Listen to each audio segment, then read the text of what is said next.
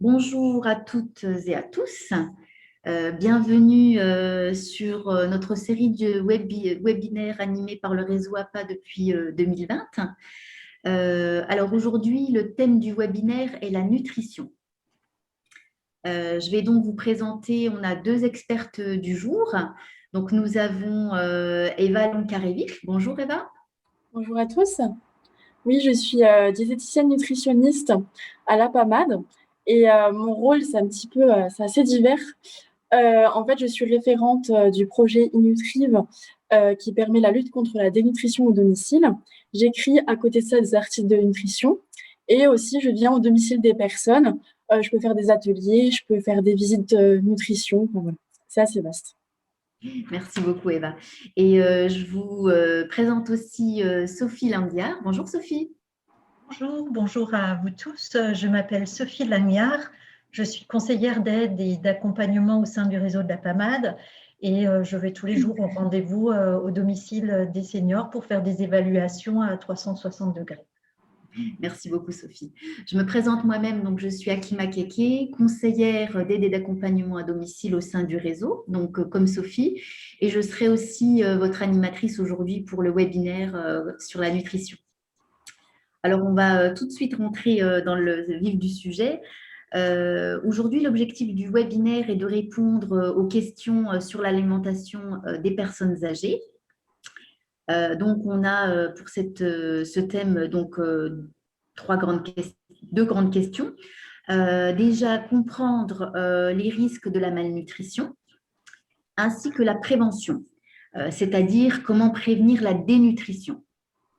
Donc, le déroulé du webinaire va se faire en trois grandes étapes, trois grandes parties. Alors, la première grande partie va être bien se nourrir, c'est quoi? La seconde, comment se rendre compte que mon proche ne se nourrit pas correctement. Et la troisième grande étape, c'est la prévention. Alors, pour des questions d'organisation, je vous invite à poser vos questions tout au long du webinaire et on prendra donc un temps d'échange à la fin pour répondre à ces questions. Vous avez en bas de votre écran une icône sur laquelle vous pouvez cliquer et vous pouvez donc inscrire vos questions tout au long du webinaire, hein. Donc, on va tout de suite aborder la première grande partie du thème. Donc, bien se nourrir, c'est quoi? Eva, je te laisse commencer. Alors déjà, bien se nourrir, c'est quoi? C'est de manger équilibré, c'est-à-dire d'avoir tous les apports nécessaires bien faire fonctionner son organisme. Donc ça va être surtout de manger varié et à savoir que chaque personne est différente, chaque personne a ses besoins. Donc déjà en commençant par l'âge, donc un enfant n'aura pas les mêmes apports alimentaires qu'un adolescent, qu'un adulte ou qu'une personne âgée. L'exemple de la personne âgée, à savoir qu'à partir de 65 ans par là, on a, comme on appelle ça, une fonte musculaire. Donc c'est physiologique, hein, tout le monde y a le droit. La fonte musculaire, ça fait qu'on manque un petit peu de protéines dans l'organisme et on va devoir supplémenter cet apport par des protéines animales ou végétales. Donc, il y aura besoin de maintenir un petit peu les muscles en place. Aussi, c'est en fonction des différentes pathologies parce que chaque pathologie a son régime alimentaire. Donc, ça peut être du diabète, des maladies cardiovasculaires, de l'obésité. Donc, voilà. Chaque pathologie a son régime aussi. Très bien. Et Eva, souvent, on a la question à domicile qui se pose souvent. Comment je remarque que mon proche, en fait, ne se nourrit pas correctement? Qu'est-ce qui doit m'alerter? Alors, on a quelques petits signaux qu'on peut voir à domicile, hein. Tout simplement en ouvrant le frigo, en regardant déjà, on peut s'alarmer si le frigo est vide, hein, tout simplement. S'il y a pas mal de dates dépassées aussi, c'est avec que la personne, voilà, elle s'alimente pas comme il faudrait peut-être.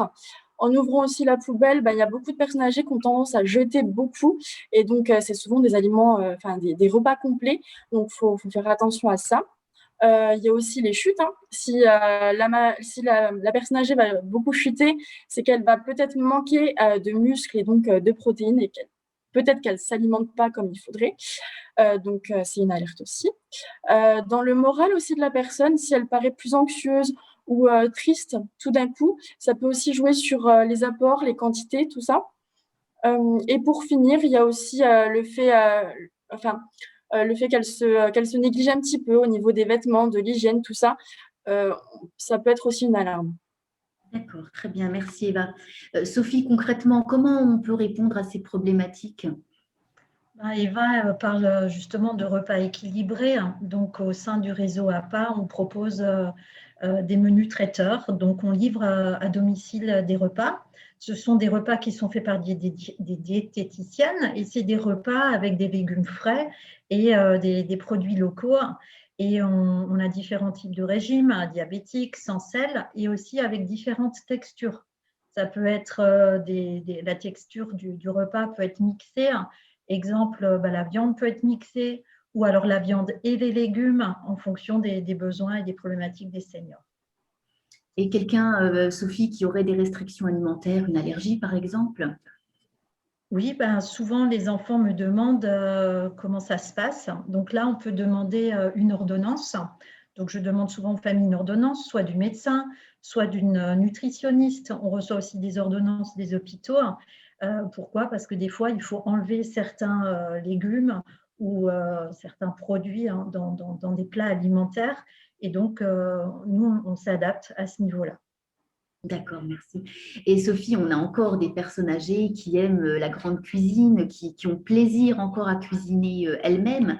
Et dans ce cas-là, que proposes-tu?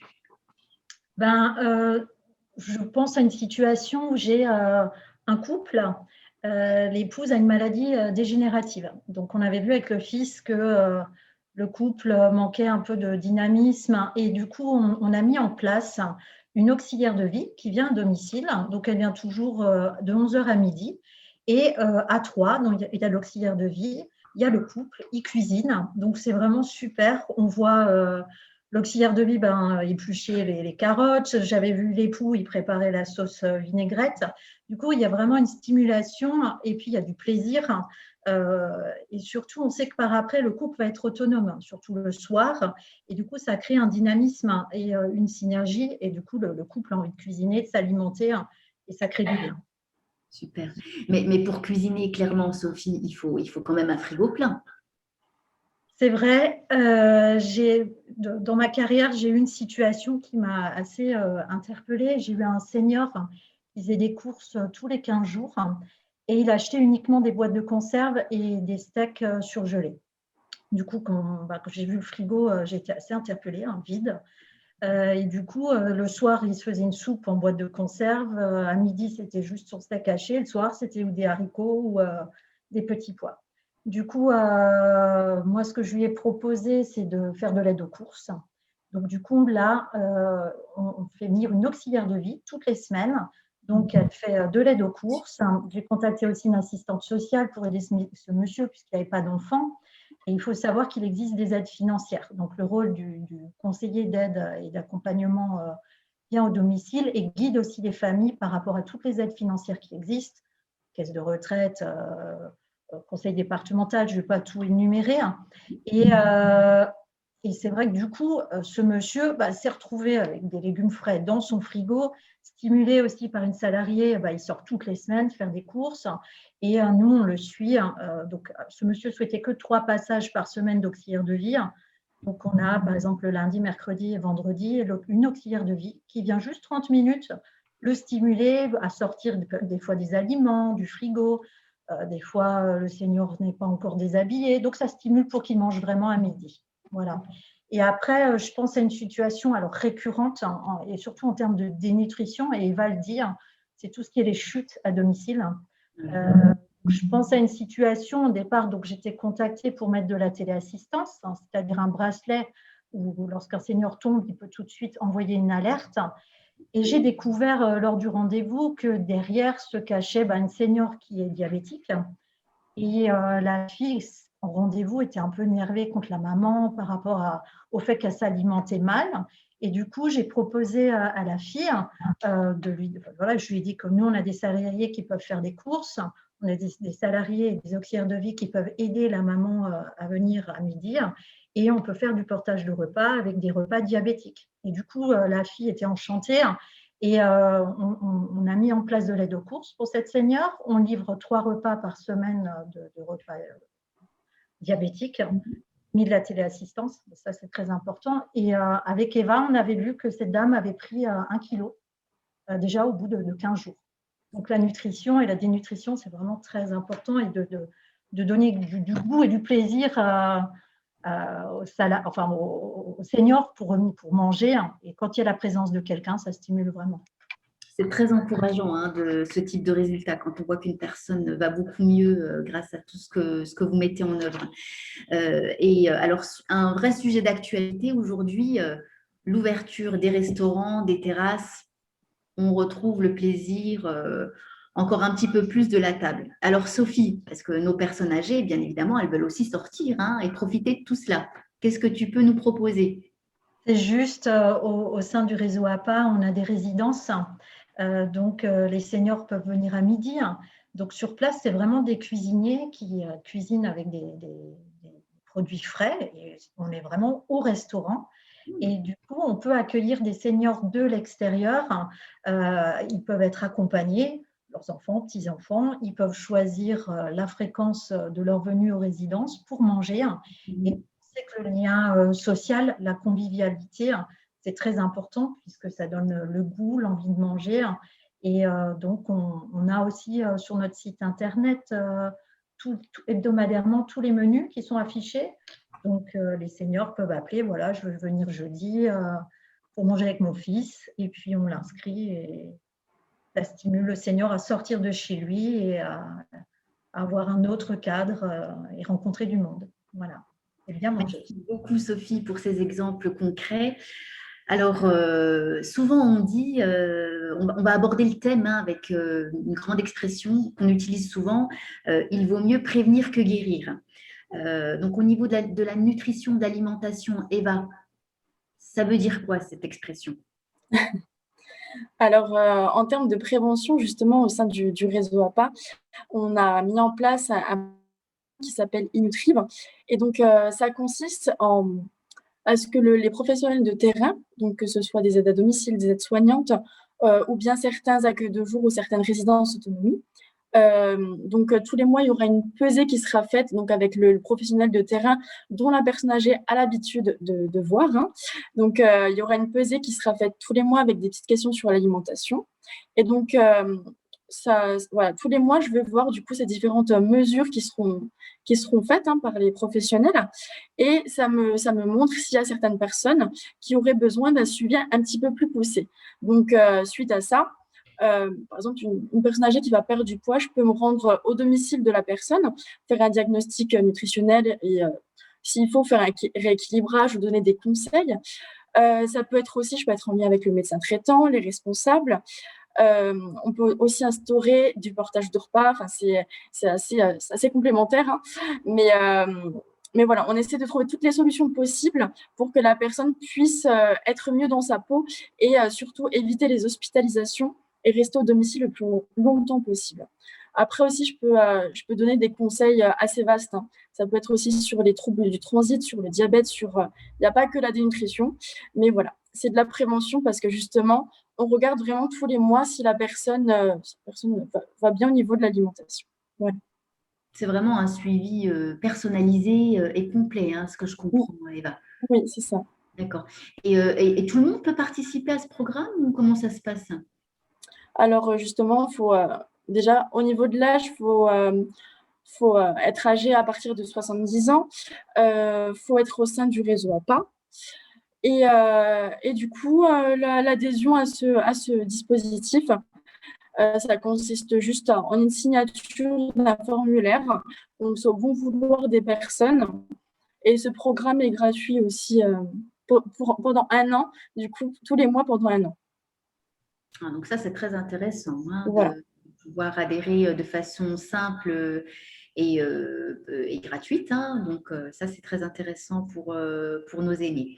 Très bien, merci beaucoup Eva. Donc maintenant, on va passer donc à la partie que tout le monde attend, questions-réponses. Donc on va pouvoir échanger concrètement sur des questions que vous vous posez aujourd'hui. Alors, je vous expliquerai enfin à la fin de notre échange hein, comment prendre rendez-vous avec un conseiller et comment retrouver le webinaire en rediffusion. Voilà. Alors, on va tout de suite voir un petit peu les questions qui ont été posées. Donc, la première, hein, tout à l'heure, on avait quelqu'un qui nous demandait comment revisionner ce webinaire. Donc, effectivement, vous retrouvez le webinaire sur le lien donc, YouTube et vous pouvez aussi vous connecter sur le site du réseau APA, www.réseau-apa.fr. Hein, et donc, on aura les personnes qui sont connectées aujourd'hui. Vous recevrez aussi un lien sous 48 heures. Voilà. Alors, est-ce qu'on a d'autres questions qui arrivent? Alors, j'ai une personne qui nous demande, donc habituellement, c'est elle qui cuisine pour sa maman. Et donc là, elle va partir en vacances. Sophie, comment on peut répondre à cette problématique? Voilà, je pars en vacances, 15 jours, je n'ai pas de solution pour maman. Oui, souvent, les enfants nous contactent et des fois, ils partent 3 semaines en congé ou 10 jours. Donc, nous, il n'y a aucun problème. On peut mettre du portage de repas, c'est vraiment à la carte. Donc, très souvent, ils nous appellent même 10 jours avant et on connaît la date où il faut livrer et la date où il faut stopper la livraison des repas. En fait, c'est vraiment à la carte et au nombre de repas et quantité. Et, comme le souhaite la famille. Donc, on vient en renfort et oui, pardon. Donc, c'est sans engagement, si je comprends bien. C'est vraiment sans engagement et les enfants sont sereins puisque des fois, pendant 3 semaines, pendant leur congé, nous, on livre des repas. En plus, quand on livre des repas, ça fait aussi un passage sécuritaire puisque la salariée vient, dit bonjour, il y a du lien social, elle met dans le frigo les repas. Et du coup, on voit aussi si le senior il va bien. Et on peut faire remonter aux enfants quelque chose qu'on aurait vu. Donc, ça fait aussi une vie. Ce n'est pas simplement une livraison, c'est un portage de repas où on s'assure que la personne va bien au final. C'est ça, en plus, tout à fait. Et on fait des remontées si on voit qu'il s'est passé quelque chose à domicile. C'est intéressant, par ces fortes chaleurs, on aura besoin de cette bienveillance. Merci Sophie.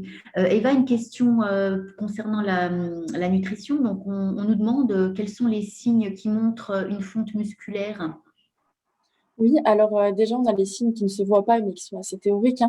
Quand on a une personne à partir de 65 ans, on absorbe moins bien les nutriments et surtout les protéines qui permettent de maintenir les muscles en place. Donc, il y a déjà ce signal-là, on absorbe moins bien, donc c'est physiologique. Et après, la fonte musculaire, on peut l'avoir par les chutes, tout simplement, dans les vêtements aussi. Parce qu'on perd de la masse grasse, on perd aussi de la masse musculaire. Donc il y a aussi les vêtements. Et sinon aussi, on peut voir si la personne manque aussi, ça c'est pas trop la fonte musculaire, c'est combiné, mais on peut faire une prise de sang et puis on peut voir si on manque aussi de protéines dans l'organisme. D'accord, merci Eva. C'est aussi une personne qui s'intéresse, qui habite en zone rurale isolée et qui se demande si on peut s'occuper d'elle. Sophie, qu'est-ce que tu peux nous dire? Oui, on intervient vraiment très loin, dans des zones rurales isolées. Même nos auxiliaires de vie viennent à domicile.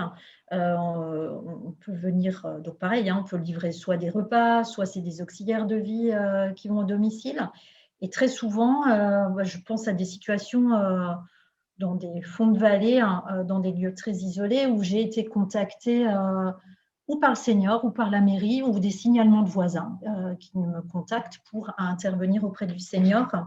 Et déjà, je le rencontre et après, derrière, j'ai tout un réseau de professionnels, médecins, infirmiers, assistantes sociales et on va intervenir pour cibler vraiment au niveau des besoins pour ce senior qui est isolé. D'accord. Et il y a une surfacturation pour ce type de personnes donc, qui habitent. Est-ce qu'on facture 2 fois plus ou c'est la même chose? Non, ça ne fonctionne pas comme ça. Il y a des aides financières. Il y a des dossiers qui se font auprès du conseil départemental, auprès des caisses de retraite. Moi, je peux faire des signalements. Il y a des procédures d'urgence qui existent. Il y a des complémentaires retraites qui peuvent intervenir. C'est vrai que c'est pour les enfants ou des gens extérieurs à ces métiers, des fois, ça paraît un peu… ils pensent qu'ils vont tout payer de leur poche. Non, il y a des aides de l'État et tout ça, on guide vraiment les familles parce qu'il y a beaucoup de paramètres à voir et il y a des aides financières, vraiment. Merci. Est-ce que on livre les repas le week-end aussi? Oui, tout à fait. C'est du lundi au dimanche, jour férié compris, toute l'année, vraiment toute l'année, à Pâques, à Noël, et on peut livrer 7 jours sur 7, sans aucun problème. Merci beaucoup. Et quand on habite dans une résidence, quand on veut, on veut aller manger en résidence, ça se passe comment, Sophie? Est-ce qu'on peut y aller ou est-ce qu'il faudrait réserver? Oui, il faut réserver, hein. Vous verrez sur le site de la PAMAD, on a le nom des différentes résidences, hein. Vous avez les menus. Il faut réserver juste à l'avance, 48 heures avant. C'est pareil pour le portage de repas. Il faut appeler 48 heures avant. Et après, dans les résidences, 48 heures après, vous pouvez manger. Tout à fait. Et pareil pour le portage de repas, vous nous appelez 48 heures après, on peut mettre en place la livraison des repas chez le senior. Bien. Merci beaucoup, Sophie. Alors, quelqu'un qui aurait une forte anémie, est-ce que on peut, sous prescription médicale, est-ce que tu proposes quelque chose, Sophie? Ça, quand c'est des choses vraiment spécifiques, on répond à votre question. Ça, on voit avec le portage de repas, puisque j'ai eu ça sur le terrain, et on voit au niveau de nos traiteurs, hein, si un traiteur arrive vraiment à faire la prescription médicale qui est adaptée. Mais oui, ça, on arrive à trouver des solutions, tout à fait. Là, pour des choses vraiment spécifiques, on se met en lien avec le portage de repas et on répond vraiment aux familles au cas par cas. Hein. Mais ce type de questions, sur le terrain, je l'ai eu et on a répondu à la famille, oui, tout à fait. D'accord, très bien. Et par exemple, tu disais tout à l'heure que on pouvait mettre en place une auxiliaire de vie, donc on peut cumuler l'auxiliaire de vie et le portage de repas, c'est ça? Oui, c'est ça. Peut-être que je n'ai pas assez bien détaillé les choses. La venue d'une auxiliaire de vie, c'est vraiment une salariée qui vient chez le senior. Très souvent, elle arrive, elle va mettre la table, elle va ouvrir le frigo. Des fois, les enfants ont fait des courses. Donc, du coup, elle va dire bonjour, Madame Schmitt, est-ce qu'aujourd'hui, vous voulez manger? Tiens, je vois de la charcuterie. Est-ce que vous voulez de la charcuterie en entrée? Des fois, le plat principal, il y a un plat qui est prêt, ou des fois les enfants même préparent des choses congelées. La salariée le met au micro-ondes. J'ai des salariés qui cuisinent, hein, c'est très rapide. Un steak, elles ouvrent une boîte de petits pois pendant les 30 minutes et elles servent le senior. Du coup, le senior, il est stimulé, il y a une présence. Parce que souvent, il y a des seniors qui ne pensent plus trop à l'heure. Du coup, ça donne un rythme. Et puis, il y a le plaisir. La salariée, elle arrive avec le sourire, elle donne un dynamisme et du coup, le senior vient manger. Donc ça, c'est l'auxiliaire de vie qui vient. Soit il y a comme la dame sur Guebwiller qui a du diabète, la salariée vient et on a livré le repas diabétique. Et c'est elle qui l'ouvre, qui le met dans l'assiette, qui stimule la senior à manger. Très bien, merci. Merci Sophie pour ces précisions. Eva, on a une question pour toi. Une personne qui nous demande, quand il y a le Fortimel qui est prescrit, quand est-ce qu'il faut le donner? Par exemple, la personne doit prendre le matin une moitié de Fortimel. Est-ce que ce Fortimel est un coupe-faim? Est-ce que tu peux nous donner quelques précisions? Alors, le Fortimel, déjà, ça contient des calories. Hein. Au niveau des protéines, c'est l'équivalent d'un steak haché, donc on est pas mal là-dessus. Après, si la personne n'a plus faim le midi, je préconise surtout de le prendre l'après-midi en tant que collation, surtout, parce qu'il y a un plus grand laps de temps entre le midi et le soir. Donc, vaut mieux privilégier en fait l'assiette du midi plutôt que qu'il mange la moitié, quoi. Donc, autant prendre le petit déjeuner le matin, on laisse le temps. Ensuite, il y a le repas du midi, le fortunel l'après-midi, on prend le temps. Enfin, voilà, on n'a pas de durée pour le prendre. Et le soir, voilà, on passe au repas du soir. Et à savoir que aussi le fortunel, il est donc pour les protéines, mais aussi le manque de fer pour les anémies. Et si je peux préconiser quelques petits, il y a des aliments aussi qui sont riches. Les aliments, c'est quand on manque, les anémies, c'est quand on manque de fer. Donc, ne pas hésiter à prendre les légumes secs aussi, tout ce qui est lentilles, les haricots rouges, l'haricot blanc, tout ce qui est les céréales aussi, c'est riche en fer, hein. Et la viande aussi, le poisson. Donc, pas hésiter à prendre ces apports. Voilà. Je ne sais pas si j'ai bien répondu à la question. Parfait. Donc, la personne s'interrogeait s'il fallait manger un petit peu moins à midi et compenser avec le Fortimel. Donc, clairement, tu nous as expliqué que non, il faut privilégier d'abord le repas sur assiette et que le Fortimel vient par la suite plutôt l'après-midi en collation, si c'est bien ce que tu disais. Voilà, si on veut ajouter un petit fruit à côté ou des petits gâteaux à côté du Fortimel, on peut, hein. Mais voilà, l'après-midi, je préconise ça. Très bien, merci. C'est très clair pour nous. Alors, est-ce qu'on a d'autres questions plus concernant l'alimentation?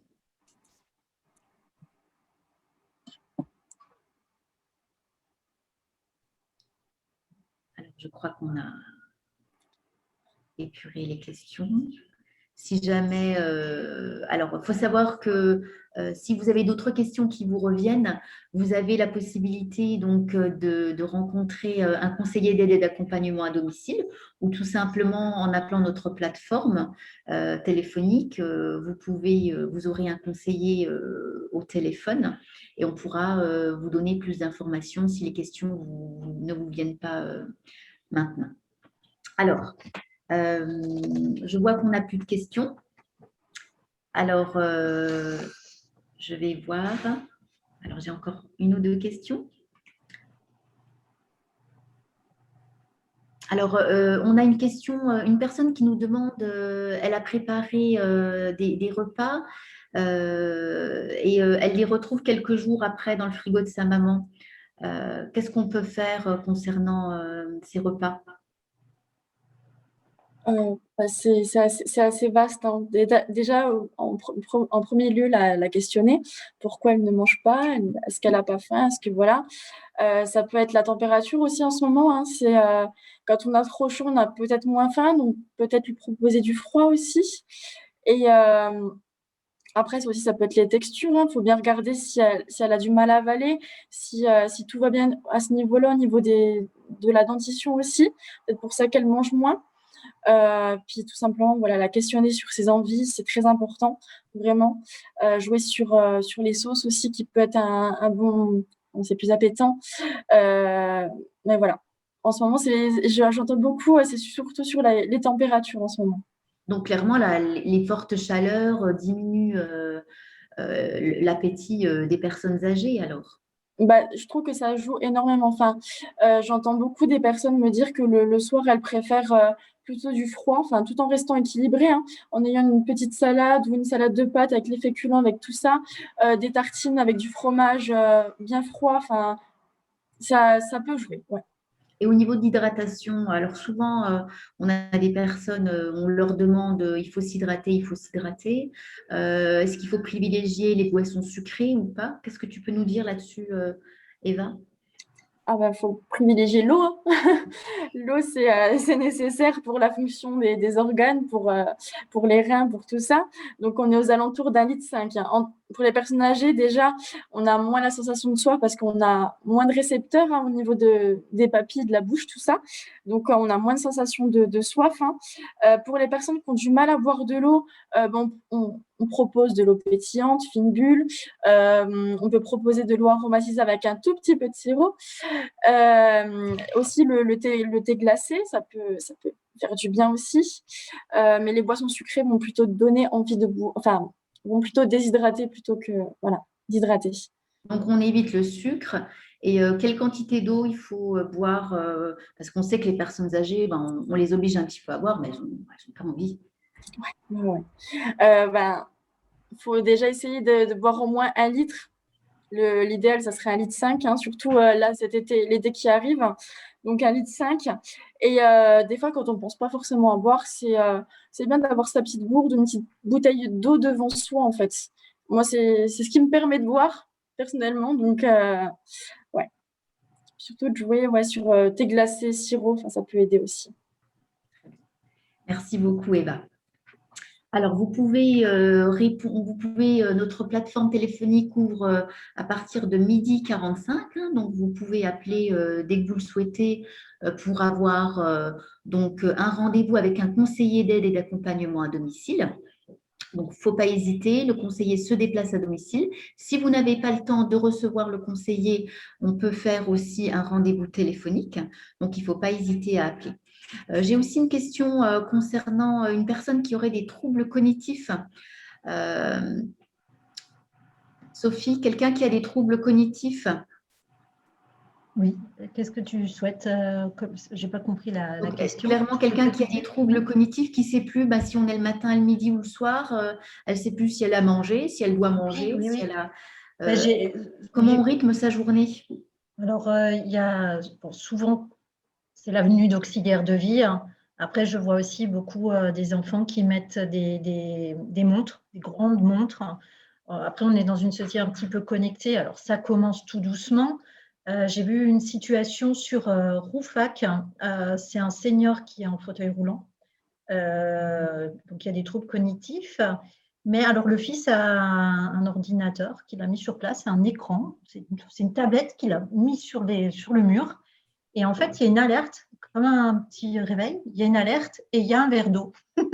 Et du coup, le fils, il est à distance, il est au travail et il envoie des alertes. Papa pense à manger, enfin pense à boire, pense à 16h à la collation. Et en fait, moi, j'y croyais pas.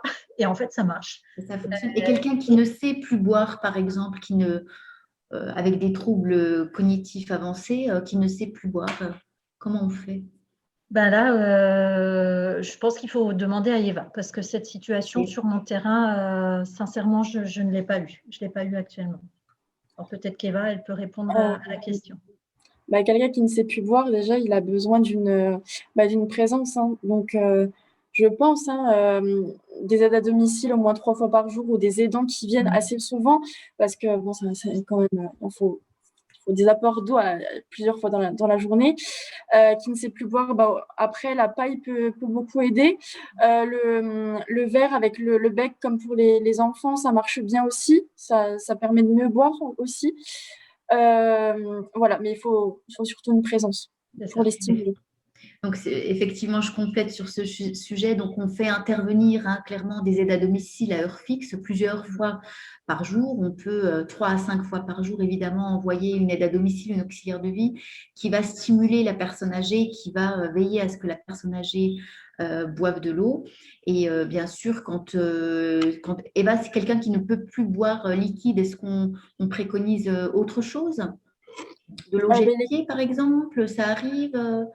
Ouais, c'est ce que j'allais dire. On peut faire de l'eau gélifiée.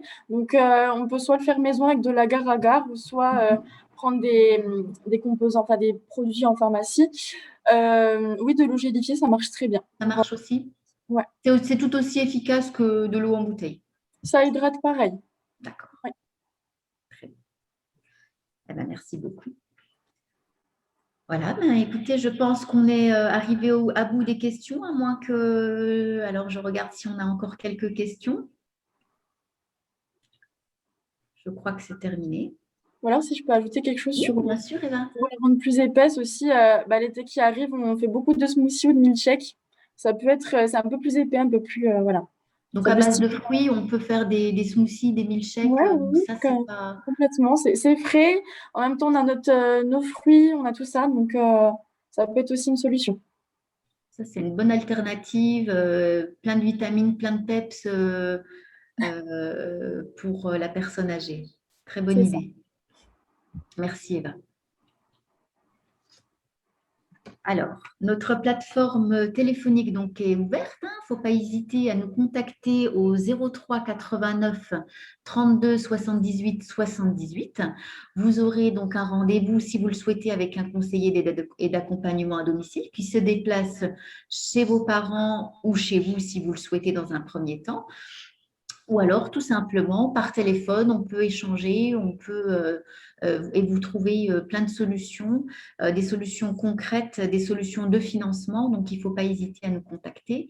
Vous pouvez vous connecter aussi sur YouTube où vous allez retrouver toute notre série de webinaires que vous pouvez revisionner.